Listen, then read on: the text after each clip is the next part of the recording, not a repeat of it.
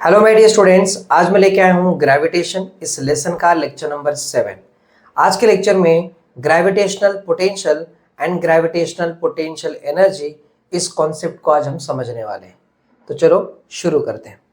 सबसे पहला हमें ये देखना होगा कि ग्रेविटेशनल पोटेंशियल एनर्जी, इसे समझने से पहले हम पोटेंशियल एनर्जी को समझ लेते हैं। देखो, पोटेंशियल एनर्जी को हमने अभी तक कैसे समझे थे? हमने हमेशा ये समझा है कि पोटेंशियल एनर्जी मतलब कोई भी ऐसा ऑब्जेक्ट जो रेस्ट पे रहना चाहिए और उसके पास जो एनर्जी होती है उसे कहते हैं पोटेंशियल एनर्जी। या हमने ये पढ़ा है कि कोई भी ऑब्जेक्ट जब हाइट पे रहता है तो उसके पास पोटेंशियल एनर्जी होती है।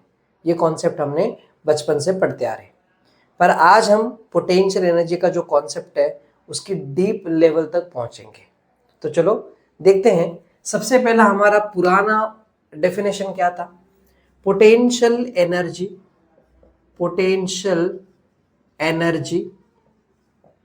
इज द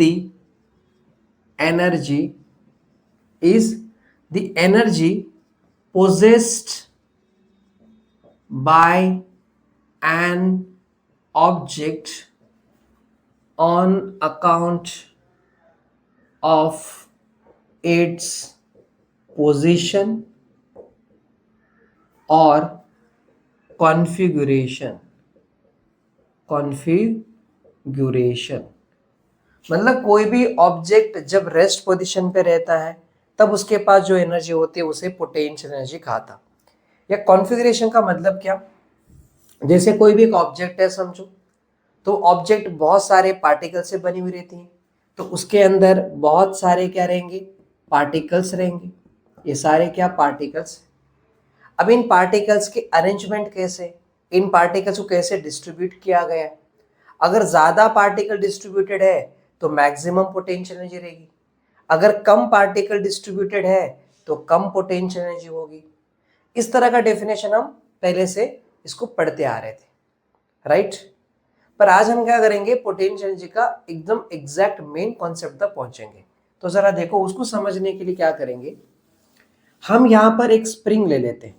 ये रहा एक स्प्रिंग है जो कि अभी कैसा है? ये रिलैक्स्ड पोजीशन पे है, ठीक है। अब इस स्प्रिंग को हम इस तरफ स्ट्रेच करेंगे, यानी कि इस तरफ राइट साइड की तरफ खींचेंगे। तो राइट साइड की तरफ खींचेंगे तब ये स्प्रिंग क्या हो जाएगा? स्ट्रेच हो जाएगा। तब इसकी पोजीशन कैसे होगी? देखो, स्ट्रेच होने के बाद कुछ इस तरह दिखेगा। तो यहां पर ऐसा आ गया। कभी जब हम उस तरफ खींचने के बाद, यानी कि ये वाला पोजीशन है स्ट्रेच्ड पोजीशन है, ठीक है। यहां तक हमने खींच लिया, अब यहां हम छोड़ देंगे तो फिर से क्या करेगा? आगे जाएगा और फिर पुरानी जगह पे आ जाएगा। अब इस बार क्या करेंगे? इसको लेफ्ट साइड की तरफ फोर्स अप्लाई करेंगे, यानी कि पुश करेंगे। तब ये क्या हो जाएगा? कंप्रेस्ड हो जाएगा। कैसे हो गया? ऐसे हो गया। तो शुरुआत में इसका जो पोजीशन थी कुछ इस तरफ था, मतलब ऐसा था। स्ट्रेच्ड करने के बाद ये वाला पोजीशन है, छोड़ दूंगा तो ऐसा आएगा, रिलैक्स हो जाएगा। फिर अभी कंप्रेस करने के बाद ये वाला position, this is compressed position. समझ में आ गई? अब क्या हो रहा है? देखो, हमने क्या किया कि उसको फोर्स अप्लाई करके एक टाइम पे स्ट्रेच कर रहे, जैसे फोर्स छोड़ दूंगा पुरानी जगह पे आ जाएगा। फिर हमने फोर्स अप्लाई किया तो उसे कंप्रेस कर दिया, जैसे छोड़ दूंगा फिर से पुरानी जगह पे आएगा। तो ऐसा जो फ्लेक्सिबिलिटी दिखाता है, इस प्रॉपर्टी को कहते हैं इलास्टिसिटी। क्या कहते हैं? इलास्टिसिटी। और होता क्या है कि जब हम इसको इस तरफ खींच रहे, मतलब यहां लेके जा रहे, तो उसके अंदर रिस्टोरिंग फोर्स होती है जो पीछे की तरफ खींच रही है। जब उसको हम अंदर ढकेल रहे तो उसके अंदर रिस्टोरिंग फोर्स होती है जो उसको इस तरफ ढकेल रही। मतलब जब मैंने यहां, देखो, हमने उसे यहां तक लाया, छोड़ दिया, मतलब क्या हुआ? पीछे चला गया। पीछे जाने का कारण क्या होगा, पीछे रिस्टोरिंग फोर्स एक्ट हो रही है। मतलब स्प्रिंग के अंदर एक ऐसा फोर्स है जो स्प्रिंग को वापस अपनी पुरानी जगह पे रिस्टोर करना चाहता है, और उस फोर्स को कहते हैं इलास्टिक रिस्टोरिंग फोर्स। स्प्रिंग के अंदर एक फोर्स है, कौन सा है वो, इलास्टिक रिस्टोरिंग फोर्स है, रिस्टोरिंग फोर्स। जब मैं कंप्रेस कर रहा हूं तो पुरानी जगह पे रिस्टोर कर रहा है, जब मैं स्ट्रेच कर रहा हूं तो पुरानी जगह पे रिस्टोर कर रहा है। तो स्प्रिंग के अंदर रिस्टोरिंग फोर्स होता है। ये जो रिस्टोरिंग फोर्स है स्प्रिंग के अंदर, जो स्प्रिंग को अपनी पुरानी जगह पे खींचता रहता है, यानी कि ये ओरिजिनल पोजीशन है, मेन पोजीशन। इधर जाएगा तो इधर खींच रहा है, इधर गया तो इधर खींच रहा है। इस फोर्स को कहते हैं conservative force, conservative force. Clear हो गए। अब देखो इस स्प्रिंग के अंदर हम देखेंगे, अगर कोई स्प्रिंग है समझो, तो स्प्रिंग के अंदर बहुत सारे पार्टिकल्स होंगे, यानी कि बहुत सारे एटम से स्प्रिंग बना होगा। तो लेट्स से मैं दो पार्टिकल्स को दिखा रहा हूं यहां यहां। जब मैं इस स्प्रिंग को स्ट्रेच किया था, मतलब ऐसे खींचा था, तब स्प्रिंग के अंदर का पार्टिकल्स क्या किए होंगे, डिस्प्लेस हुए होंगे, दूर दूर पे गए होंगे। मतलब ये पार्टिकल कुछ यहां आ गया होगा इस जगह छोड़ के। जैसे हमने छोड़ दिया, स्प्रिंग पुरानी जगह पे गया, क्योंकि उसके अंदर रिस्टोरिंग फोर्स था जो कि पीछे खींच लिया। खींचने के बाद वो वापस पुरानी जगह पे आ रहा है, मतलब उसके पार्टिकल फिर से पुरानी जगह पे आ जाएगा और यहां से चले आएंगे।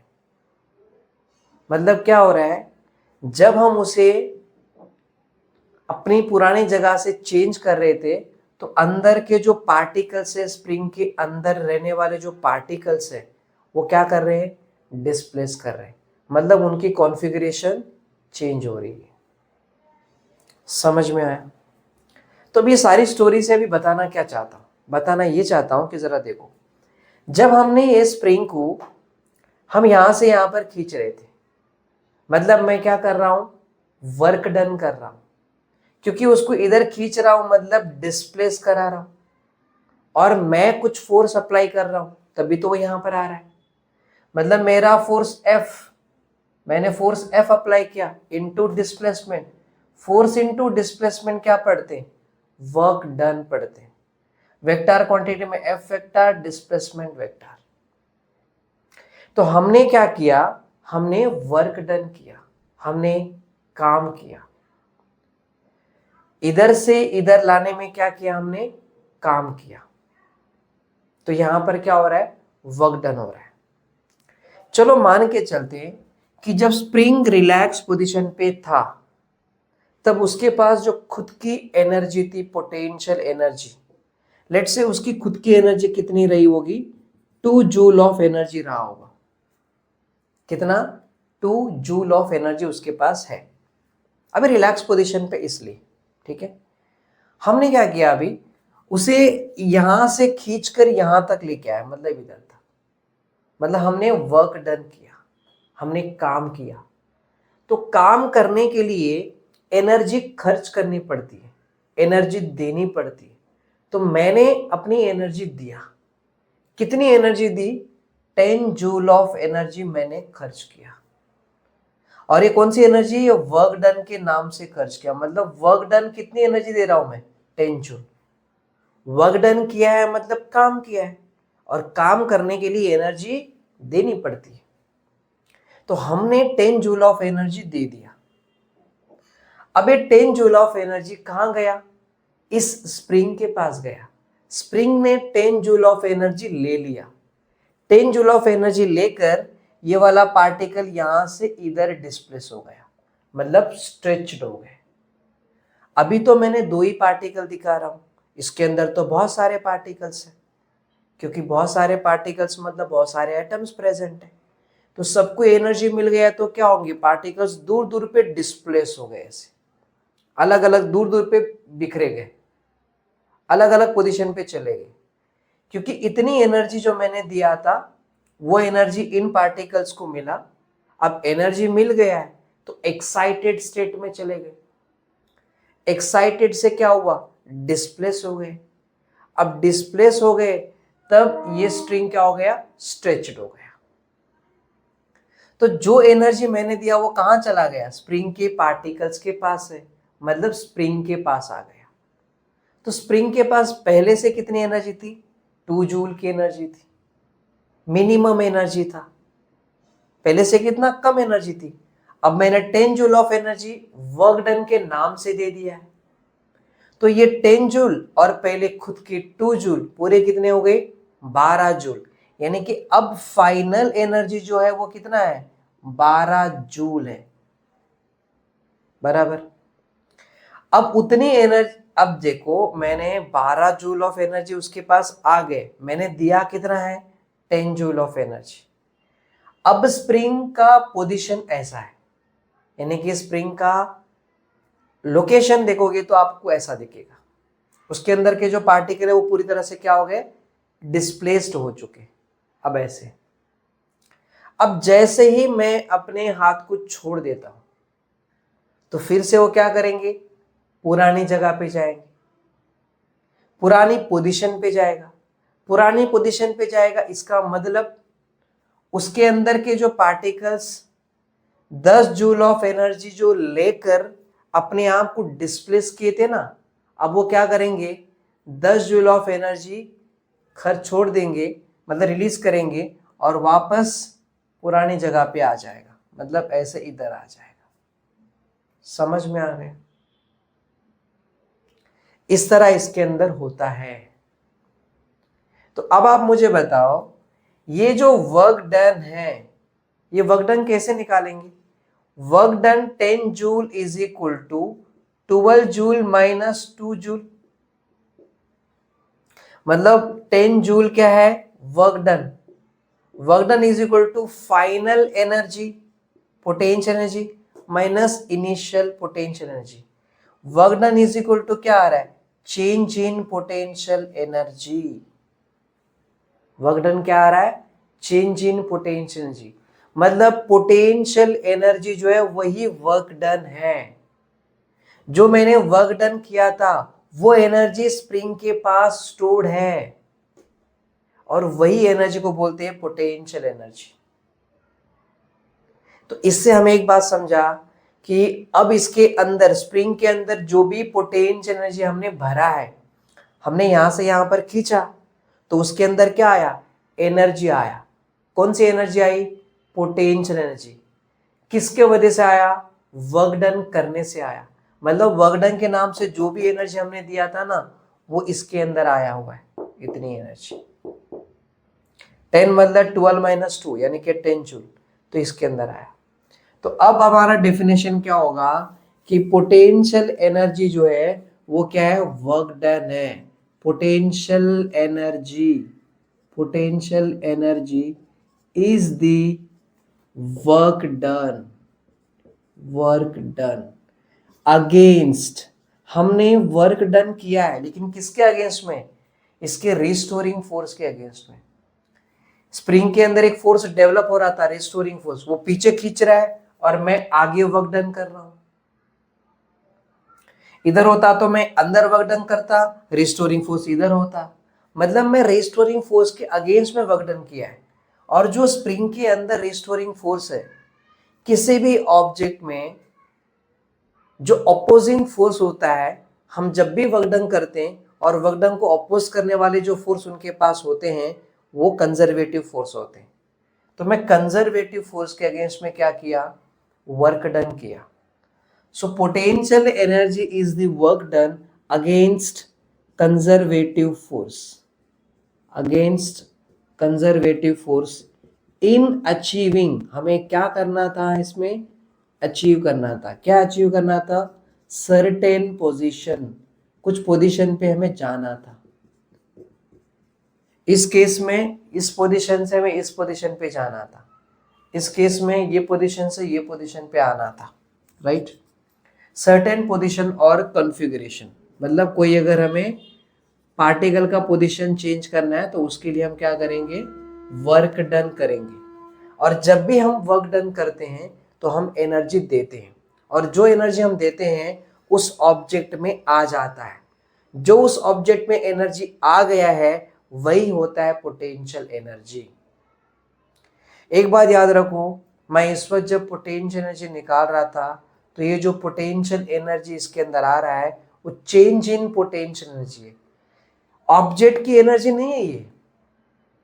ऑब्जेक्ट का पोटेंशियल 2 जूल था, पर जो हमने वर्क डन के नाम से एनर्जी दिया था वो इसके अंदर आया है, and that is potential energy. तो अभी आपको यहां तक पोटेंशियल एनर्जी का एक नया डेफिनेशन समझ में आ गया। अब एक बात नोटिस करो, देखो हम जब उसको इधर लेके आ रहे थे और जब हमने उसको छोड़ दिया तो वैसा का वैसा ही वो वहां पर रुका नहीं, अपनी पुरानी जगह पे जा रहा है। जब मैं उसे यहां पर लाया था तब इस स्प्रिंग के अंदर कितनी एनर्जी रह गई, 12 जूल एनर्जी था। और जब वो पहले वाले जगह पे था अपनी पुरानी पोजीशन पे तब कितनी एनर्जी थी, 12 जूल। अब सोचो जब मैं उसको इधर लेके आया तब इस वक्त स्प्रिंग के अंदर पूरा एनर्जी कितनी है, 12 जूल। लेकिन मैं जैसे हाथ निकाल देता हूं वो पुरानी जगह पे जा रहा है, मतलब वापस कितनी एनर्जी आ जाएगी उसके पास, 2 जूल। यानी जो एक्स्ट्रा 10 जूल की एनर्जी मैंने वर्क डन के नाम से दिया था वो एनर्जी निकल गया। मतलब ये जो सिस्टम है, स्प्रिंग के अंदर क्या बहुत सारे पार्टिकल्स है, पार्टिकल्स का पूरा ग्रुप है, मैं हाथ से खींच रहा हूं, ये पूरा एक सिस्टम है ना। तो सिस्टम ये ट्राई कर रहा है कि कम से कम पोटेंशियल एनर्जी पे आ जाए। जब मैं उसे यहां पर लेके आया था तब स्प्रिंग में 12 जूल ऑफ एनर्जी था, मतलब मैक्सिमम एनर्जी थी। लेकिन स्प्रिंग मैक्सिमम एनर्जी के पास रुक नहीं रहा है, कहां पर जा रहा है, 2 जूल ऑफ एनर्जी के पास आके रुक रहा है। मतलब every system tries to minimize its potential energy.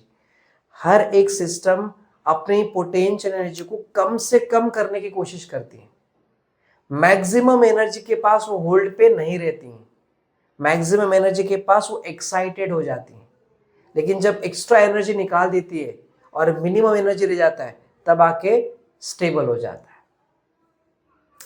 तो अब यहां पर एक स्टेटमेंट देता हूं मैं जो कि यूनिवर्सल प्रिंसिपल स्टेटमेंट है, वो यूनिवर्सल प्रिंसिपल स्टेटमेंट। और ये स्टेटमेंट ये है कि every system tries to minimize its potential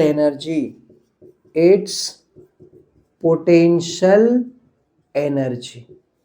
हर एक सिस्टम ये ट्राई करता है कि वो मिनिमम पोटेंशियल एनर्जी पे रहे। जो भी एक्स्ट्रा एनर्जी उनके पास आई है वो उसको निकाल देती है और फिर से पुरानी जगह पे वो आ जाती है, and that is the reason. समझा? तो यहां तक हमें ये बात समझ में आ गई। एक और एग्जांपल लेके समझते, ये तो मैंने एक एग्जांपल लेके समझाया, एक एग्जांपल लेके समझते, इसको निकाल लेते हैं।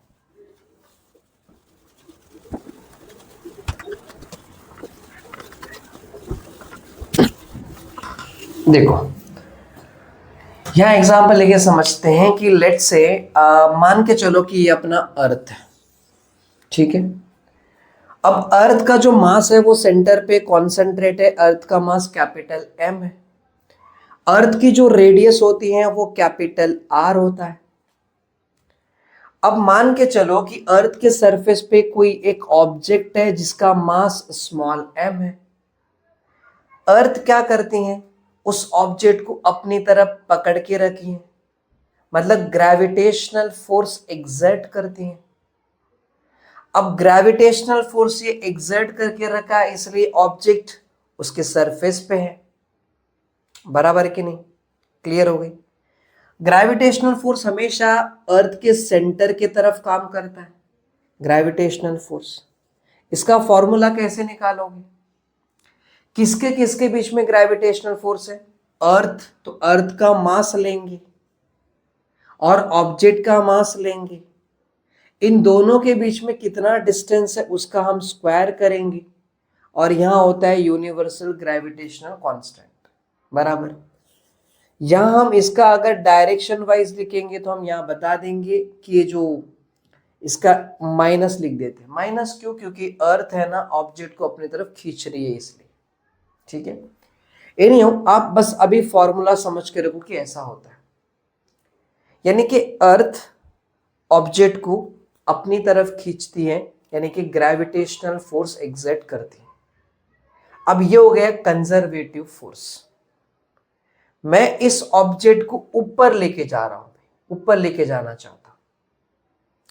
अब जैसे जैसे मैं उसको ऊपर लेके जा रहा हूं मतलब फोर्स अप्लाई कर रहा हूं, ऐसे खींच रहा हूं, मैं ऊपर धक्का मार रहा हूं और अर्थ उसे नीचे खींच रही है। तो नीचे वाला फोर्स के अगेंस्ट में मैं अपना फोर्स अप्लाई करके उसे ऊपर लेके जा रहा हूं, ऐसे ऐसे करते करते करते यहां तक लेके गया।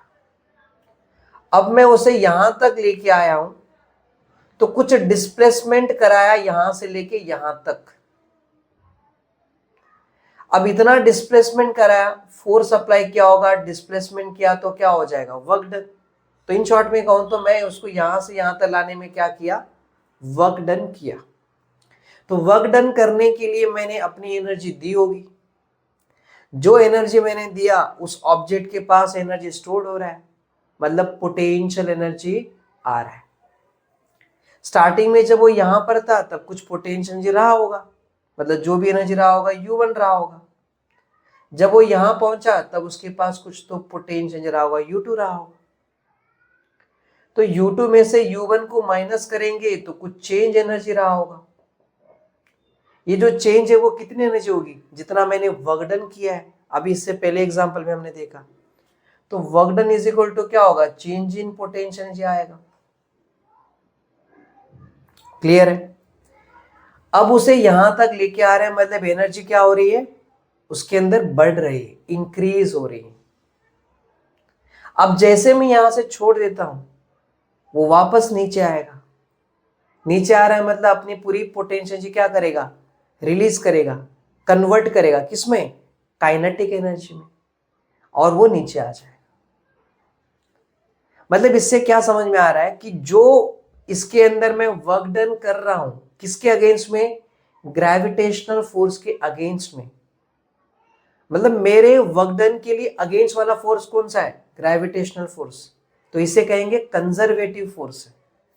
तो कंजर्वेटिव फोर्स के अगेंस्ट में जो भी मैंने वर्क डन किया वो वर्क डन किसके बराबर होगा? चेंज इन पोटेंशियल एनर्जी के बराबर होगा। और यहां पर पोटेंशियल एनर्जी क्या हो रही? इंक्रीज हो रही है, क्योंकि मैं नीचे से उसको ऊपर उठा रहा हूं, मतलब मैं एनर्जी दे रहा हूं और वो एनर्जी उसमें क्या हो रहा है? ऐड हो रही है ऑब्जेक्ट के पास। तो पोटेंशियल एनर्जी क्या हो रही है? इंक्रीज हो रही है। तो हम यहां पर ऐसा बोल दें कि यहां जो हम वर्क डन करने वाले, वर्क डन अगेंस्ट, अगेंस्ट क्या है यहां पर? कंजर्वेटिव फोर्स लिखते हैं, ठीक है। Conservative force is equal to क्या है? Increase in potential energy, increase in potential energy of the object. लेकिन याद रखो यहां पर कहीं पर भी आप ऑब्जेक्ट का एब्सोल्यूट पोटेंशियल एनर्जी नहीं निकाल रहे।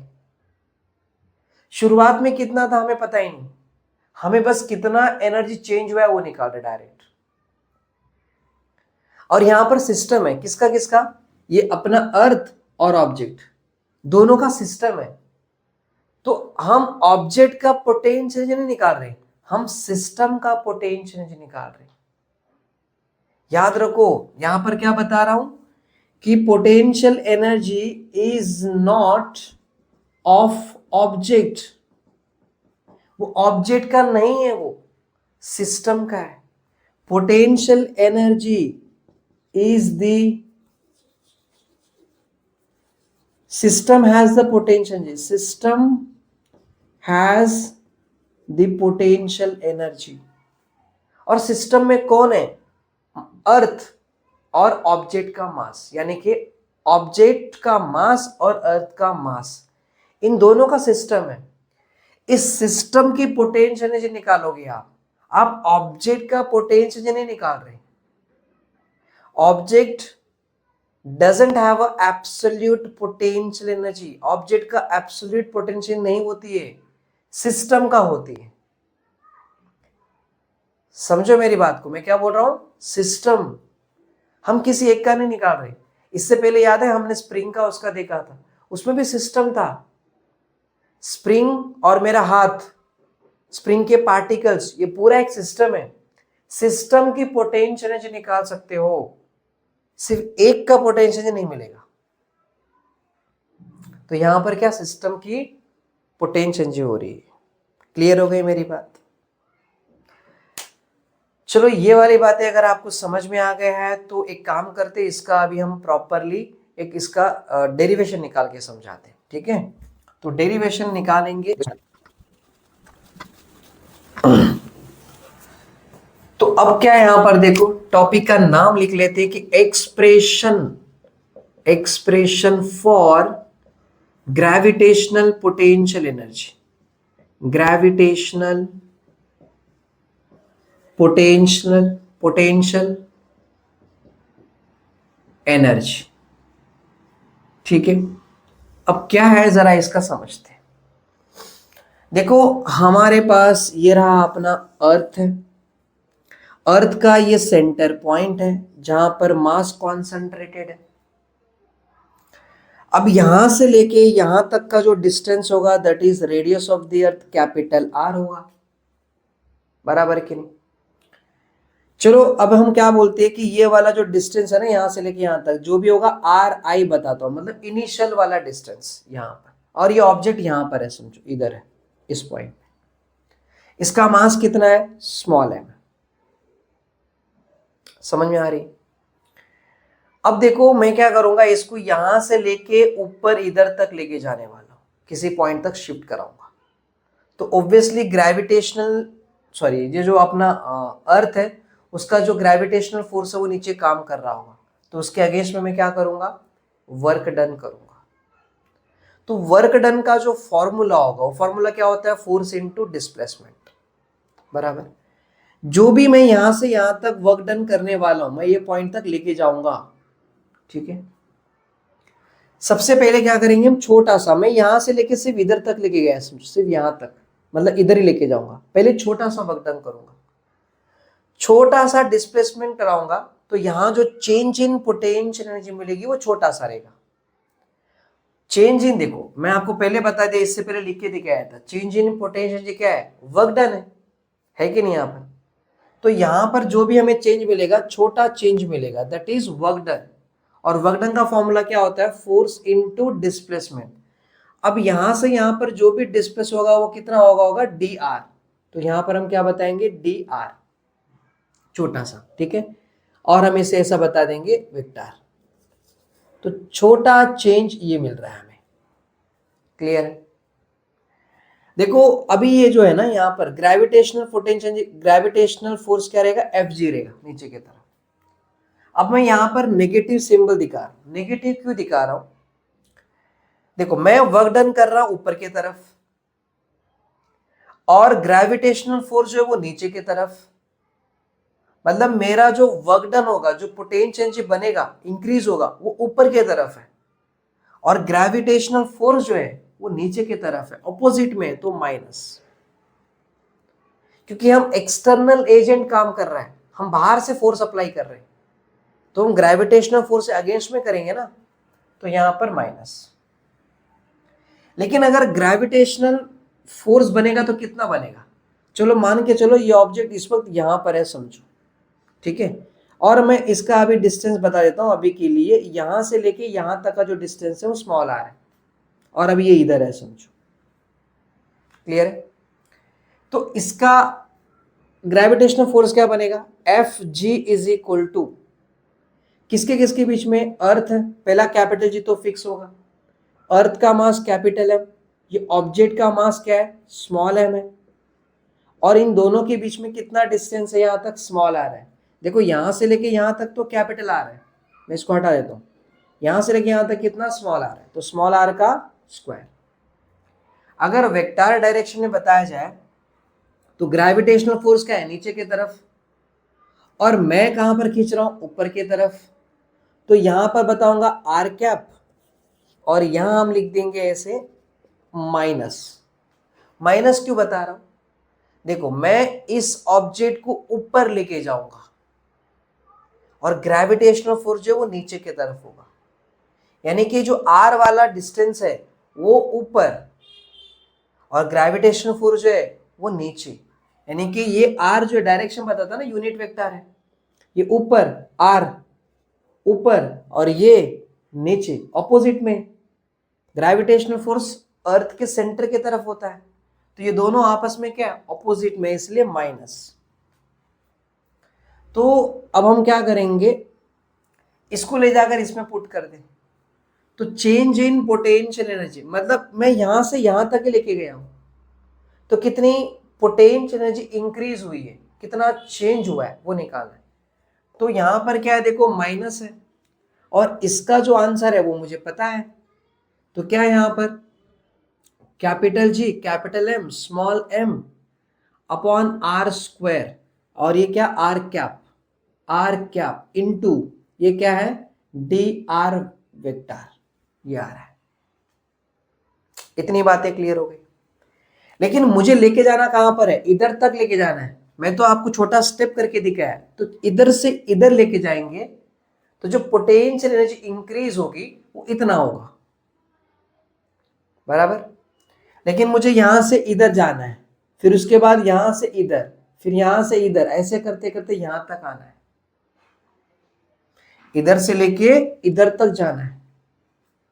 तो चलो एक काम करते हैं कि शुरुआत में वो यहां पर था समझो, तो इधर से लेके इधर का डिस्टेंस कितना आर आई बता दिया मैं, इनिशियल डिस्टेंस। अब मैं उसको यहां से लेके इधर तक लेके जाऊंगा, मतलब ये वाला जो डिस्टेंस होगा ना, ये इसको हम बता देंगे आर एफ, फाइनल डिस्टेंस। ठीक है, तो इधर जो भी एनर्जी बनेगी उसकी शुरुआत में U1 बनेगा, यहां पर जो भी एनर्जी बनेगी U2 बनेगी। तो इधर से लेके इधर तक का जो चेंज आएगा वो बहुत बड़ा चेंज आएगा, कितना, delta U is equal to U2 minus U1। ये क्या है, छोटा चेंज है। इधर से इधर तक कितना चेंज था, DU, यहां से यहां तक कितना चेंज, DU, यहां से यहां तक कितना चेंज, DU, इधर से इधर कितना DU, यहां से यहां पर DU, ऐसे DU DU DU करके इधर से लेके इधर तक कितना चेंज, बड़ा चेंज, डेल्टा U। क्या रहेगा, डेल्टा U। तो बड़ा चेंज निकालना चाहते हो तो बड़ा change is equal to integration of छोटा चेंज। इंटीग्रेशन मतलब क्या, एडिशन। छोटा चेंज है DU, छोटा चेंज है DU, छोटा चेंज है DU, ऐसे करते करते यहां तक। तो इधर से लेके इधर तक बड़ा चेंज, छोटे छोटे से बड़ा करना है तो इंटीग्रेशन करना होगा, तो इंटीग्रेशन करेंगे। कहां से कहां तक, यहां से आर आई से लेके आर एफ तक, मतलब इनिशियल डिस्टेंस से लेकर फाइनल डिस्टेंस तक। ठीक है, now delta U is equal to, यहां पर r i to r f, delta U का तो मैंने ऑलरेडी निकाल के रखा है, तो मैं यहां लिख लेता हूं। एक काम करना बाकी रह गया, देखो यहां पर पहले से ये DU इधर माइनस था, तो ये माइनस है। यहां देखो एक बार ध्यान से देखो, इधर थोड़ी गड़बड़ी हो गई है, DU is equal to minus, तो ये माइनस, थोड़ा यहां लिख रहे हैं हम, इधर लिखते हैं DU इज इक्वल टू, देखो माइनस है तो माइनस। FG का जो आंसर है वो ये है, और FG का क्या है, minus of capital G capital M small m upon are square, और यहाँ आर कैप, और बाजू में क्या है DR है, तो यहाँ पर DR लिख लिया। ठीक है, अब उसको जब मैं सॉल्व करके जब यहाँ लिखूंगा तो माइनस इंटू माइनस प्लस, और क्या capital G capital M small m upon are square, और ये क्या r cap into DR vector है। ठीक है, ये पूरा एक साथ में है और ये डॉट है। अब हमें इधर लिखना है, तो कैसे लिखेंगे, यहां पर capital G capital M small m upon are square r cap और यहाँ पर क्या डी आर वेक्टर है। तो अब इसको हम इंटीग्रेशन कर रहे हैं तो वेक्टर को हटाना पड़ेगा। तो क्या करेंगे, delta you is equal to, देखो capital G capital M small M ऐसे रखूंगा, और इंटीग्रेशन ऑफ यहाँ पर क्या रहेगा D R upon are square, और ये यहाँ पर एज हम बता देंगे कि ये जो डी आर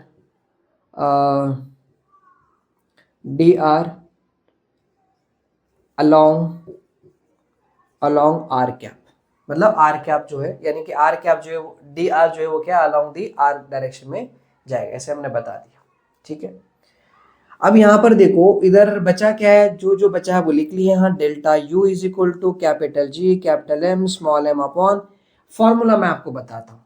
देखो इसको मैं ऐसा लिख सकता हूँ ना, 1 अपॉन आर स्क्वायर, बाजू में डी आर लिख सकता हूँ, पहले डी आर था और पहले डी आर यहाँ पर था, मैं बाजू में लिखा है बस। इंटीग्रेशन का फॉर्मूला क्या है कि 1 अपॉन अगर एक्स स्क्वायर डी एक्स है, तो फॉर्मूला रहता है कि देखो अब ये ऐसा है 1 अपॉन एक्स स्क्वायर, इसको ऊपर भेजता हूँ, इधर ही कर लेते हैं, तो ये क्या रहेगा r to the power -2 d r हो जाएगा। Now delta you is equal to capital G capital M small m, और यहां पर इसको सॉल्व करेंगे कैसे, देखो अगर x raise to n dx रहेगा तो फॉर्मूला क्या होता है, इधर x है तो इधर dx होना चाहिए, इधर m है तो बाजू में dm होना चाहिए, इधर अगर r है तो बाजू में dr होना चाहिए। फॉर्मूला क्या होता है कि जो भी इसका पावर है उसका n to the power n मतलब n+1, और जो ऊपर है उसको नीचे लिखना होता है, और अगर इधर कुछ लिमिट दिया है तो ये लिमिट को आपको यहाँ से यहाँ पर लिखना होता है। तो ऐसे में यहाँ जो आपको आंसर दिख रहा है वो कितना है, r to the power -2 dr है, तो यहाँ पर r ऊपर क्या -2 + 1 और नीचे -2 + 1, और जो लिमिट है यहाँ पर हमने क्या लिखा आर आई से लेके आर एफ तक, तो आर आई आर एफ। अब जरा देखो यहाँ पर कैसा है कि r ऊपर -2 + 1 कितना रहेगा -1, और नीचे कितना है -1 है। ठीक है, और इसके बाद देखो यहाँ पर ये कितना है आर आई से लेके आर एफ तक हो गया। अभी माइनस यहाँ पर मल्टीप्लाई हो जाएगा तो -r टू द पावर -1 ऐसा हो जाएगा क्या। ठीक है, और आर आई और ये आर एफ हो गया। अब देखो इसका मतलब क्या होगा कि ये नीचे आएगा तो क्या होगा, ऊपर कुछ नहीं मतलब ये 1 हो जाएगा, ऐसा लिखा मैंने। ठीक है, समझ में आ रहा है, यहाँ पर ये माइनस इधर आ जाएगा ना, तो देखो ये माइनस यहाँ चला गया तो माइनस इधर दिख रहा है। अब ऊपर ऐसे ही रहेगा, ये अगर नीचे आएगा तो r टू द पावर 1 हो जाएगा, और यहाँ पर क्या है आर आई से लेके आर एफ तक रहेगा। मतलब इसको पूरा सॉल्व करने पे ये आंसर आने वाला है। तो जो आंसर यहाँ पर आ रहा है वो लिख लेता हूँ, क्या है यहाँ पर r 1 अपॉन आर, और ये माइनस है, यहाँ पर आर आई से लेके आर एफ तक हो गया। ठीक है, अब इसको देखो, इसको भी सॉल्व करके दिखा देते हैं हम आपको। यहाँ पर जो वैल्यू आ रहा है ना, इसका मतलब क्या है कि यहाँ पर -1 अपॉन आर, और यहाँ पर आर आई यहाँ पर आर एफ है। ये इनिशियल स्टार्टिंग का, ये फाइनल वाला डिस्टेंस, स्टार्टिंग में यहाँ पर था, फाइनल में यहाँ पहुंच गया। ठीक है, तो इसका आंसर कैसे निकालते हैं, इसका रूल है, पहले है ना यहाँ पर अपर लिमिट को पुट करना होता है, तो ये वाला इधर आ जाएगा, तो -1 अपॉन आर की जगह पे क्या लिखोगे, ये वाला लिखोगे आर एफ। फिर उसके बाद माइनस फिक्स होता है, माइनस नॉर्मल लिखना ही होता है। उसके बाद जो भी यहाँ पर है उसमें क्या पुट करोगे, ये वाला पुट करोगे। तो देखो यहाँ पर -1 अपॉन इसके जगह पे क्या पुट करोगे, आर आई पुट करोगे। ठीक है, नाउ आगे सॉल्व करोगे तो -1 अपॉन आर एफ हो जाएगा, माइनस इंटू माइनस प्लस हो गया, 1 अपॉन आर आई हो गया। एक बात नोटिस करो, ये पूरा लिखना है, बस इसके जगह पे आर एफ लिखना है, फिर उसके बाद माइनस हमें पुट करना होता है, हमें, और बाद में ये वाला जो भी टर्म है उसमें ये वाला पुट करना होता है। आप ये मत सोचो कि सर माइनस माइनस 2 बार क्यों, 2 बार नहीं, ये पहले से फिक्स्ड है। ठीक है, नाउ अभी यहाँ पर देखो तो पहले पॉजिटिव वाले को लिखो, तो 1 अपॉन आर आई -1 अपॉन आर एफ, मतलब इस पूरे को सॉल्व करने पे ये आंसर आ रहा है। तो अंत में आप क्या लिखोगे, यहाँ पर इसका जो अंत वाला इसको निकाल देते, यहाँ पर जो फाइनल आंसर आपको दिखेगा, change in potential energy is equal to capital G capital M small m upon, यहां पर क्या है, इसका आंसर क्या आ रहा है, 1 upon r i minus 1 upon r f, ये इसका आंसर होगा। ठीक है, और ये आ रहा है पोटेंशियल एनर्जी में जो चेंज हुआ है, यहां से यहां तक हम लेके गए, तो लेके जा रहे हैं मतलब वर्क डन कर रहे हैं, वर्क डन कर रहे हैं मतलब हम एनर्जी दे रहे हैं, जो एनर्जी हम दे रहे हैं वो इस सिस्टम के अंदर है, इन ऑब्जेक्ट अर्थ के सिस्टम में है, और वही एनर्जी चेंज हुआ है, मतलब यहां से यहां तक जाने में जो भी एनर्जी हमने एक्स्ट्रा दिया है वो सिस्टम में एक्स्ट्रा एनर्जी आ गया, तो सिस्टम की पोटेंशियल एनर्जी चेंज हो गई और वो रहेगा, that is gravitational potential energy. ठीक है, तो यहां तक आपको ग्रेविटेशनल पोटेंशियल एनर्जी समझ गया, लेकिन अगर हमें देखना है कि सर एक सर्टेन पॉइंट पे हमें निकालना है, एक स्टैंडर्ड फॉर्मूला बनाना पड़ेगा, तो उसके लिए क्या करें, तो उसके लिए देखो एक काम करता हूं, इसको हटा लेता हूं। देखो क्या करना है कि हमारा जो अर्थ है वो यहां पर है, समझो दिस इज अर्थ, और ये सेंटर पॉइंट है जहां पर अर्थ का मास कॉन्सेंट्रेटेड है। ठीक है, अब यहां पर देखो इधर से लेके इधर तक का जो डिस्टेंस होगा, यहां तक का डिस्टेंस, वो रेडियस ऑफ द अर्थ है।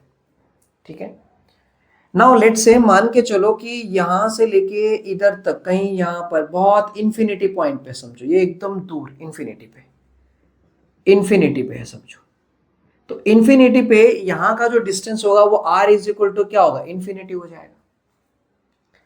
अब सोचो मैं उसको यहां से लेके इधर तक लेके आ रहा हूं, यहां तक, ये वाले पॉइंट तक, तो यहां से लेके यहां तक का जो डिस्टेंस है ये कितना रहेगा, r रहेगा।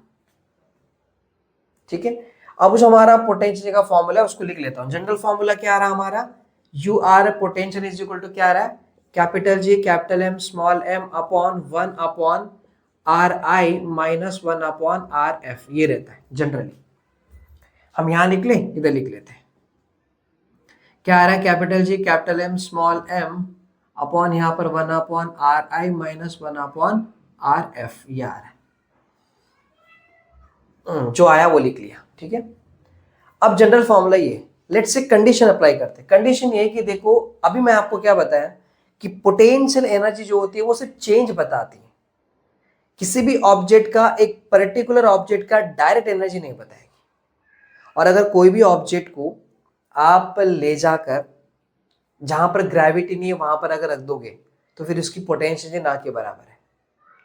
सिंगल ऑब्जेक्ट का पोटेंशियल आप नहीं निकाल सकते, कि सिस्टम के अंदर ही निकाल सकते हो और वो भी चेंजेस निकालोगे। तो यहां देखो, अब अगर ऑब्जेक्ट इंफिनिटी पे समझो, मान के चलो कि ये फर्स्ट वाला कंडीशन, तो r i is equal to infinity, मैं उसको यहां से लेके धीरे धीरे करके यहां पर लेके आया, इधर तक आ गया, तो अब सेंटर से लेके यहां तक का डिस्टेंस कितना था, इंफिनिटी, तो इंफिनिटी हो गया। यहां से लेके यहां तक का डिस्टेंस कितना माना हमने, आर, इसको हम बोलेंगे आर फाइनल है ये। ठीक है, आर क्या है, फाइनल। इसमें पुट करके देखो, capital G capital M small m upon 1 upon r i, देखो आर आई कितनी है, इंफिनिटी है, माइनस 1 अपॉन आर एफ, यहां से लेके यहां तक कितना आर है, तो ये आर हो गया, यानी कि u is equal to capital G capital M small m, इधर कितना आएगा ये 0 माइनस 1 अपॉन आर, मतलब यहाँ माइनस 1 अपॉन आर, तो हो रहा है minus capital G capital M into small m upon small r, ये हो गया gravitational potential energy of this object. तो अब माइंड में ये बात फिट कर लो कि कोई भी अगर ऑब्जेक्ट को आप अर्थ के सरफेस से या सेंटर से आप r डिस्टेंस के दूर पे रखा है, तो फिर इसका जो ग्रेविटेशनल पोटेंशियल एनर्जी बनेगा वो इतना रहेगा। कैसे पता करें, इधर कौन सा ऑब्जेक्ट है उसका मास, और वो ऑब्जेक्ट अर्थ के सेंटर से कितने डिस्टेंस के दूर पे है, वो डिस्टेंस, और आप अर्थ का ग्रेविटेशनल पोटेंशियल निकाल रहे हो वहीं पर, तो अर्थ का मास कैपिटल है और कैपिटल जी तो फिक्स होता है, माइनस इसलिए होता है कि अर्थ के कब्जे में है ये, यानी कि अर्थ से बाउंडेड है, अर्थ अपनी तरफ खींच के रखी है, ये रिप्रेजेंट करता है ये माइनस। समझ में आ गया? क्लियर है? तो ये है ये है ग्रेविटेशनल पोटेंशियल एनर्जी। जो ऑब्जेक्ट हमने रखा है उसके पास ग्रेविटेशनल पोटेंशियल का फॉर्मूला ये रहेगा। समझा? अब अगर आप बोलोगे सर हम यहां से काम करते हैं, अब ये सब हटा लेंगे और सिंपल बताते हैं कि मान के चलो कि मैंने ऑब्जेक्ट को यहां पर रख दिया और इधर से लेके इधर तक 10 किलोमीटर है समझो, या मान के चलो कि यहाँ पर 500 किलोमीटर है समझो, तो मैं यहाँ पर बोलूंगा 500। ठीक है, लेकिन आपको अर्थ के सरफेस से दूर पे जाना है, तो अर्थ का जो रेडियस है वही 6400 किलोमीटर है, तो उसके ऊपर जाना पड़ेगा। बराबर कि नहीं? तो ये वाला फॉर्मूला है। आई थिंक आपको यहां तक समझा। अब यहीं पर आपको मैं एक टर्म बता देता हूं, ग्रेविटेशनल पोटेंशियल है ना, उसको समझते। सबसे पहला अभी हम क्या करेंगे, कॉन्सेप्ट ऑफ पोटेंशियल देखेंगे। पोटेंशियल, कॉन्सेप्ट ऑफ पोटेंशियल, ये था potential energy, gravitational potential energy. लेकिन हमें पोटेंशियल समझना है। तो पोटेंशियल क्या होता है कि जो मैं ये इक्वेशन लिख रहा हूं ये वाला, इसमें minus capital G capital M upon small r, ये एक जगह रखो और बाजू में ये जो मास है इसको यहां हमने रख दिया। समझा? और ये जो टर्म है यही है पोटेंशियल। क्या है? पोटेंशियल।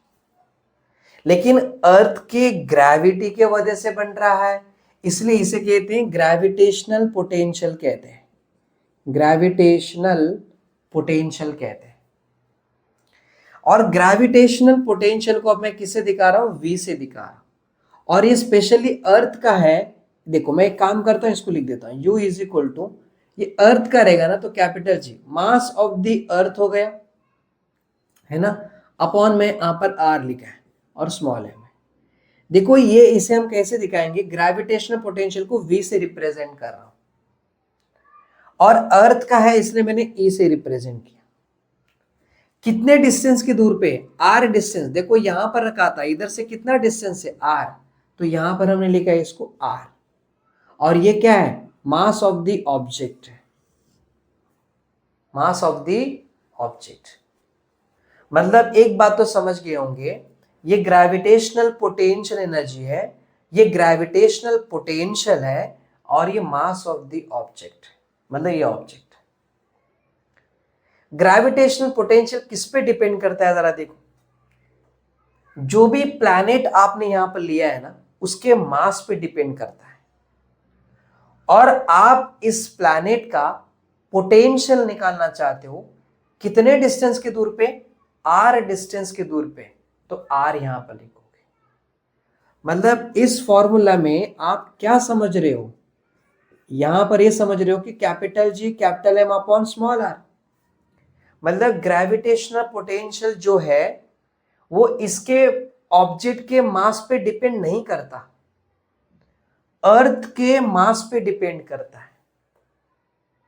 और अर्थ के सेंटर से कितने डिस्टेंस के दूर पे है, वो पॉइंट का डिस्टेंस पे मैटर करता है, मतलब उस पे डिपेंड करता है। समझ में आ रही है? तो ये है ग्रेविटेशनल पोटेंशियल। आप ग्रेविटेशनल पोटेंशियल का डेफिनेशन देखो, क्या बोलोगे यहां पर? अगर चाहे तो आप ऐसा भी लिख सकते हो, अगर ये चाहिए तो पोटेंशियल इज इक्वल टू, अब देखो जनरल बताता हूं, U is equal to V into M आ रहा है ना, अब इसको शॉर्ट में लिखता हूं V इंटू एम।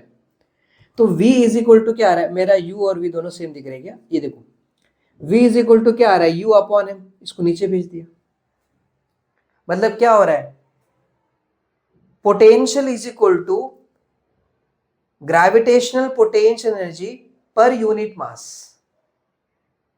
मतलब इस ऑब्जेक्ट का जो मास है, यहां से इधर तक कितना पोटेंशियल निकालना देखो यहां से यहां तक का पोटेंशियल निकालना है, तो सेंस की बात है कि यहां पर इसकी कितना ग्रेविटेशनल पोटेंशियल एनर्जी है वो, और ये जो ऑब्जेक्ट है उसका मास, दोनों का डिवाइड करो तब भी आपको पता चलेगा इधर इस प्लैनेट का कितना पोटेंशियल रहेगा, पता चल जाएगा।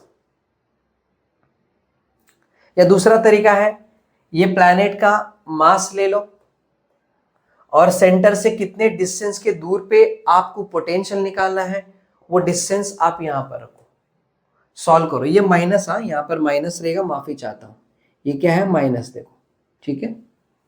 माइनस इसलिए बताता है क्योंकि अर्थ क्या करती है, खींचती है, अट्रैक्टिंग, सेंटर की तरफ खींच रही है, इसलिए माइनस रिप्रेजेंट करता है। क्लियर हो गई? चलो अभी तो आपको ये बात समझ में आ गया कि यहां पर हमें क्या समझ में आ रहा है, यहां पर अर्थ है, एक ऑब्जेक्ट है, तो मैं यहां पर ग्रेविटेशनल पोटेंशियल का फॉर्मूला ऐसे बनाया। लेकिन सोचो अर्थ नहीं होता, चलो एक काम करते हैं, हम ऐसे मान के चलते हैं कि हमारे पास अर्थ नहीं, यहां पर एक कोई भी एक ऑब्जेक्ट होगा, छोटा सा स्फीयर होगा, समझो स्फीयर है, ठीक है।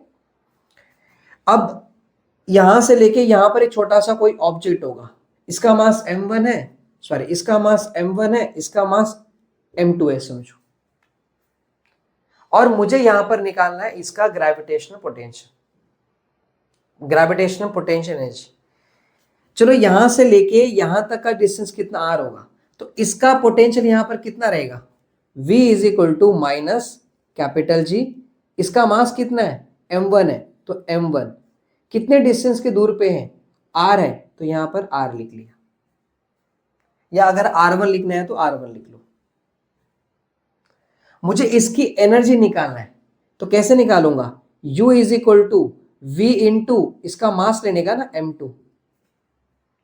देखो मुझे यहां पर क्या निकालना था, इसका ग्रेविटेशनल पोटेंशियल एनर्जी निकालना था, तो मैंने क्या किया, यहां पर कितना पोटेंशियल है वो लिया, यानी कि अर्थ की पोटेंशियल यहां पर कितनी है वो, और वहां पर कौन सा ऑब्जेक्ट है उसका मास, दोनों को मल्टीप्लाई किया, तो मुझे यहां पर इस ऑब्जेक्ट का ग्रेविटेशनल पोटेंशियल एनर्जी पता चल गया। वैसे आप किसी का भी निकाल सकते हो, समझा क्या? क्लियर है? कोई दिक्कत तो नहीं? पक्का? एक और केस ले ले, चलो मान के चलते कि अभी थोड़ा अलग कंडीशन लेते हैं। अभी ऑब्जेक्ट यहां पर है, ऑब्जेक्ट अभी इधर है, और इसका जो भी ग्रेविटेशनल पोटेंशियल एनर्जी बनेगा u1 बन गया, कितने डिस्टेंस के दूर पे, r1। तो फॉर्मूला क्या बनेगा बताओ, u1 is equal to minus capital G capital M small m upon कितने डिस्टेंस के दूर पे, r1। देखो ये वाला फॉर्मूला से बना लिया, ये फॉर्मूला फिक्स है, याद रखो बस। यही ऑब्जेक्ट को हमने यहां लेके गए इधर, तो कितने डिस्टेंस के दूर पे, r2 डिस्टेंस के दूर पे, यही ऑब्जेक्ट है क्या, तो इसका मास कितना रहेगा m, इधर पोटेंशियल एनर्जी कितनी रहेगी u2, तो फॉर्मूला क्या बनेगा, u2 is equal to minus capital G capital M, earth का मास फिक्स है, इसका मास स्मॉल m है, कितने डिस्टेंस के दूर पे यहां से, r2, तो हम r2 लिख लिया। जब वो यहां पर था तब इतनी पोटेंशियल एनर्जी थी, अब वो यहां पर गया है तो इतनी पोटेंशियल एनर्जी, तो कितना चेंज हुआ है, चेंज कैसा निकालेंगे, delta u is equal to u2 minus u1। So delta u is equal to u2 कितना है, ये वाला है, u1 ये वाला है, यानी कि इन दोनों में देखो ये दोनों कॉमन है, एक मिनट लिख लेता हूं पहले, अपॉन क्या r2 है minus capital G capital M small m upon, एक काम कर दो यहां पर देखो क्या, इधर माइनस ये वाला है और फिर माइनस ये वाला क्या है, यहां पर capital G capital M small m upon r1, ठीक है। फिर देखो इसका इधर आ जाएगा, ये माइनस इंटू माइनस प्लस हो जाएगा, और इसको यहाँ पर रखोगे, दिखा देते हैं यहाँ पर, तो ये माइनस इंटू माइनस प्लस हो जाएगा, पहले इसको लिख लेता हूँ, तो capital G capital M small m upon r1, और बाद में इसको minus capital G capital M small m upon r2, तो देखो ये किसका आएगा, capital G capital M small m upon 1 upon r1 minus 1 upon r2। याद है सबसे पहला मैंने पढ़ाया था आपको एक फॉर्मूला, जिसमें यहाँ पर r i आ रहा था, यहाँ पर r f आ रहा था, फाइनल वाला, समझा? तो वो वाला सेम वही जैसे पहले डेरिवेशन निकाला, देखो इधर आया ना, यहां पर आप देखो यही तो फॉर्मूला आ रहा है, ये स्टार्टिंग में था तो इसको हमने क्या बताया, आर आई बता दिया, इनिशियल स्टार्टिंग, और ये फाइनल है तो इसको हमने क्या बताया, आर एफ बता दिया। और देखो तो इसी तरह आपको करना होता है। I think gravitational potential energy और ग्रेविटेशनल पोटेंशियल समझ गया, ग्रेविटेशनल पोटेंशियल ये होता है, समझ में आ रहा है? ग्रेविटेशनल पोटेंशियल ने कोई भी ऑब्जेक्ट का पोटेंशियल निकालना है तो क्या करो, भाई माइनस कैपिटल जी फिक्स रखो, मुझे इसका पोटेंशियल निकालना था इधर, इसलिए इसका मास लिया m1। देखो मैं क्या कर रहा हूं, ये वाला है, मुझे इसका मास लिया m1, इसका पोटेंशियल मुझे यहां पर निकालना है, तो इसका मास m1, और यहां से कितने डिस्टेंस के दूर पे निकालना है r1, तो यहां पर r1 लिया, और माइनस कैपिटल जी तो फिक्स्ड है, ठीक है, किसी का भी निकालो। तो अभी एक बात नोटिस कर लो कि आप अगर पोटेंशियल एनर्जी निकालना चाहते हो ना, तो फॉर्मूला क्या बनेगा, देखो पोटेंशियल एनर्जी निकालना है, ऐसा लिखता हूं, पोटेंशियल एनर्जी निकालना है तो potential into mass, potential into mass of object, mass of object, बराबर। अगर ग्रेविटेशनल पोटेंशियल एनर्जी निकालना है तो gravitational potential into mass of the object, आप देख सकते हो gravitational potential is equal to gravitational potential into mass of the object, ठीक है। जैसे एक एग्जांपल यहां ले लेते हैं कि हमारे पास एक ये ऑब्जेक्ट है, ये कोई भी ऑब्जेक्ट है, कोई भी स्फीयर है समझो, इसका मास हो गया m1 और यहां से यहां तक का डिस्टेंस है r1, इधर इसका पोटेंशियल कितना बनेगा, कैसा निकालेंगे, v is equal to minus capital G, इसका मास है m1 और यहां से यहां डिस्टेंस कितना है r1, हो गया। अब मान के चलो मैं यहां पर कोई ऑब्जेक्ट लेके आता हूं जिसका मास है m2, अब मुझे इसका पोटेंशियल एनर्जी निकालना है, तो कैसे निकालेंगे, potential energy is equal to यहां पर इसका कितना पोटेंशियल है v, और यहां पर कौन है m2, तो m2 से मल्टीप्लाई किया, कैसे निकालेंगे, v का आंसर क्या आ रहा है minus capital G capital m, sorry capital m बोल दिया, स्मॉल m1 अपॉन r1 और ये वाला क्या m2, ठीक है। तो ऐसे आपको निकालना है, आप कैसे भी निकालोगे, ये तो मैं जो नाम m1 m2 सब अपने मन से ऐसा दे रहा हूं, लेकिन आप मेन कॉन्सेप्ट को समझ लो, हो गई। तो अभी क्या करेंगे, देखो अभी तक हम बचपन से क्या पढ़ते आ रहे थे कि पोटेंशियल एनर्जी का फॉर्मूला हमेशा हमने क्या पढ़ा है कि mgh पढ़ा है। तो अभी हम रिलेशन देखते हैं कि connection of potential energy formula with mgh, mgh के साथ पोटेंशियल एनर्जी का फॉर्मूला क्या बनेगा वो समझते हैं। आपको पोटेंशियल एनर्जी क्या मिल रहा था, कुछ इस तरह निकालने को मिल रहा था, तो क्या कनेक्शन है उसको हम समझते हैं। तो जरा देखो,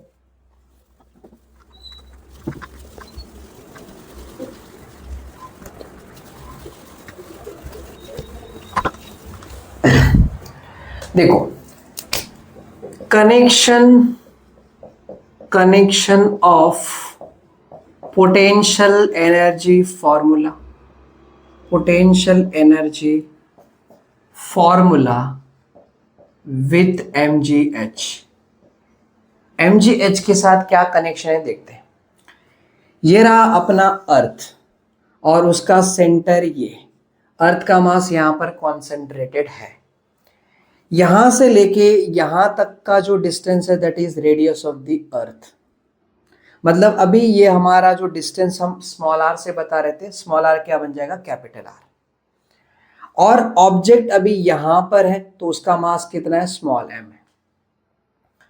तो अब हम क्या करेंगे, यहां पर पोटेंशियल एनर्जी निकालेंगे, क्या निकालेंगे पोटेंशियल, तो potential energy U1 is equal to, formula क्या होगा capital G minus capital G, हमें अर्थ का मास लेनी होगी, यहां पर अर्थ का मास, इधर ऑब्जेक्ट कौन है स्मॉल m, अपॉन यहां से यहां तक का डिस्टेंस कितना स्मॉल r है, तो स्मॉल r की जगह पे क्या आएगा अभी कैपिटल R, तो अर्थ के सरफेस पे कैपिटल R आ गया, बराबर। अब इस ऑब्जेक्ट को उठाकर हम लेके जा रहे हैं, हम कुछ यहां तक लेके गए, इधर तक, इस पॉइंट तक, तो अर्थ के सरफेस से यहां तक का जो हाइट है वो हाइट कितना है h हाइट है, तो h हाइट पे हम लेके गए, तो यहां से लेके यहां तक अब डिस्टेंस कितना हो जाएगा, अब अगर आप ये इधर से लेके इधर तक का पूरा डिस्टेंस निकालोगे तो जो r बनेगा वो कितना बनेगा r प्लस h बनेगा, यानी कि कैपिटल R प्लस h बनेगा। मुझे इसकी, देखो यही ऑब्जेक्ट को उठा के हमने यहां पर रखा है तो मास तो m रहेगा, तो अभी पोटेंशियल एनर्जी फॉर्मूला क्या रहेगा minus capital G capital M, capital M क्या है मास ऑफ द अर्थ, हमें इसका निकालना है तो स्मॉल m, और कितने डिस्टेंस के दूर पे r, तो इस बार r कितना है, कैपिटल R प्लस h है, तो स्मॉल r की जगह पे कैपिटल R प्लस h दिखा दिया। इतनी बातें क्लियर है। अब क्या करेंगे, हमें u1 u2 पता है, शुरुआत में यहां पर था, अब यहां पर है, तो पोटेंशियल एनर्जी इंक्रीज हुआ है, चेंज हुआ है, तो चेंज इन पोटेंशियल एनर्जी कैसा निकालेंगे, final potential energy minus initial potential energy. Now delta U is equal to final वाला क्या है, minus capital G capital M small m upon capital R plus H, और ये वाला माइनस है तो माइनस U1 कितना है, minus capital G capital M small m upon capital R। Now delta U is equal to minus capital G capital M small m upon capital R plus H, minus into minus plus, और फिर वही कहानी जो आपको दिख रहा है। Plus वाले को पहले लिखते हैं, माइनस वाले को बाद में लिखते हैं। तो हम क्या करेंगे, delta U is equal to capital G capital M small m upon capital R minus capital G capital M small m upon R plus H, ये लिख दिया हमने, ठीक है। Now delta U is equal to, अब देखो ये term common है तो इसे हम कॉमन निकाल लेते हैं, तो बचा क्या, 1 upon R minus 1 upon R plus H, ये रहेगा। हम इसको इधर मल्टीप्लाई करेंगे, इसको इधर मल्टीप्लाई करेंगे, तो क्या बनेगा देखते हैं। Delta U is equal to capital G capital M small m, ये वैसा ही रहेगा, और यहाँ पर R प्लस H ये इधर मल्टीप्लाई हुआ और ये यहाँ पर मल्टीप्लाई होगा, माइनस R अपॉन, नीचे दोनों को मल्टीप्लाई करना होता है, R into R plus H, ठीक है।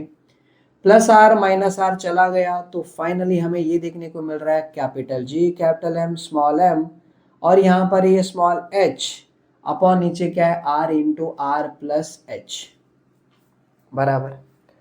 अर्थ के सरफेस पे जो ग्रेविटी बनेगी उसका फॉर्मूला था small g is equal to capital G capital M upon R square, क्योंकि अर्थ के सरफेस पे ग्रेविटी का फॉर्मूला ये था।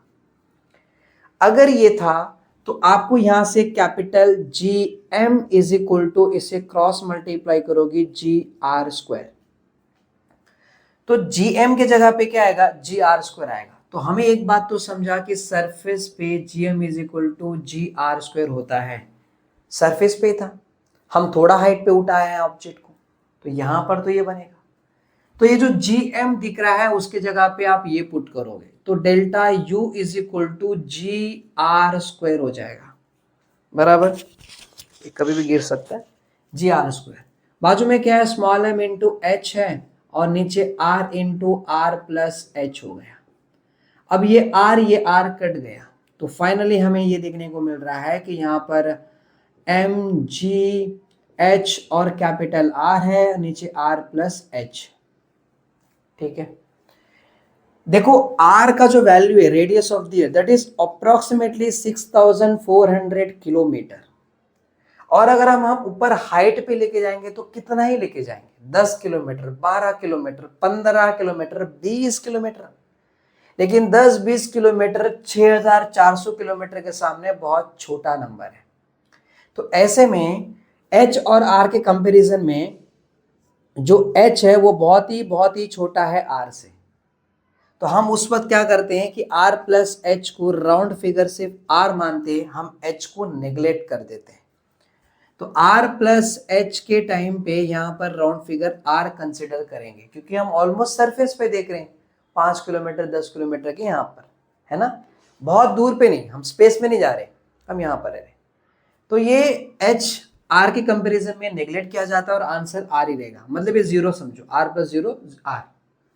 तो ऐसे में हम यहाँ पर क्या करेंगे, MGH, और ये जो R वैसा ही रहेगा, और इसके जगह पे हमने R लिखा, R cancel, delta U is equal to MGH आया। अब आप देख सकते हो ये ग्रेविटेशनल पोटेंशियल एनर्जी MGH के साथ ऐसे बॉन्ड बनाता है।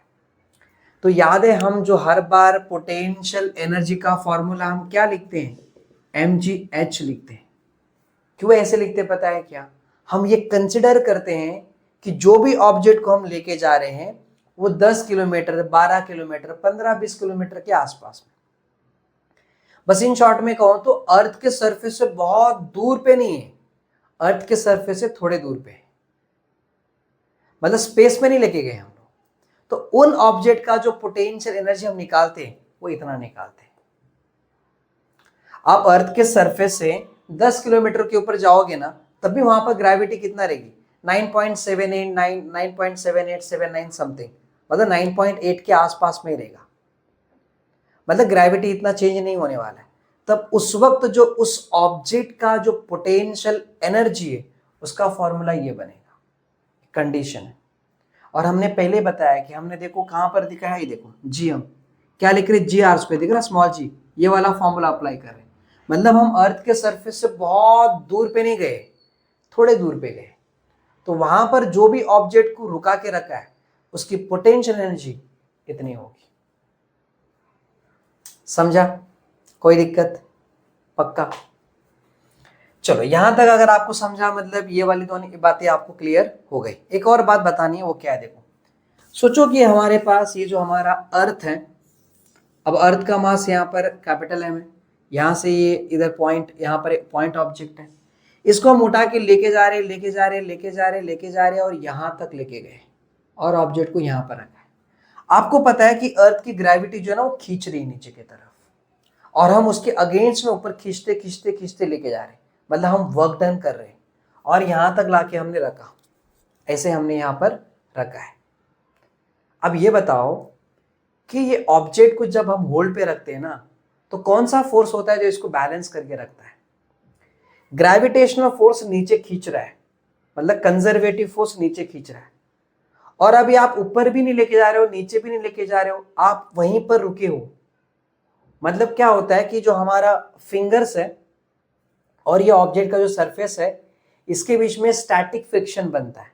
स्टैटिक फ्रिक्शन के वजह से नीचे वाले ग्रेविटेशनल फोर्स को हम स्टैटिक फ्रिक्शन से बैलेंस करते हैं, इसलिए ये ऑब्जेक्ट वहां पर होल्ड पोजीशन पे है, ना नीचे ना ऊपर जा रहा है। समझा, क्लियर हो गई? तो ग्रेविटेशनल फोर्स को कैसे बैलेंस करते हैं हम? यहां पर static friction between the fingers of the hand and the surface of the object will balance the gravitational force which is called conservative force. दूसरा, अगर आप किसी सरफेस पे रखा है, समझो अगर आपने यहां पर सरफेस पे रखा है, सरफेस पे इधर है, तब ग्रेविटेशनल फोर्स नीचे काम कर रहा है ना, तो इधर ये कैसे रुका है? उसको नीचे आना चाहिए था। नीचे क्यों नहीं आता? क्योंकि अर्थ का सरफेस है ना, ऊपर नॉर्मल रिएक्शन फोर्स एग्जर्ट करता है। कोई भी सरफेस होने दो, ऊपर नॉर्मल रिएक्शन फोर्स एग्जर्ट कर रहा है ऊपर के तरफ, और अर्थ का ग्रेविटेशनल फोर्स नीचे के तरफ काम कर रहा है, और ये दोनों फोर्स आपस में इक्वल एंड ऑपोजिट में है, इसलिए बैलेंस हो गया, एंड इसलिए ऑब्जेक्ट यहां पर रेस्ट पोजीशन पे रुका रहता है। ऑब्जेक्ट वहां पर रेस्ट पोजीशन पे रुका रहता है। समझ में आ गया? ये कैसे बैलेंसिंग करते हैं वो थोड़ा सा कॉन्सेप्ट हमने आपको समझा है।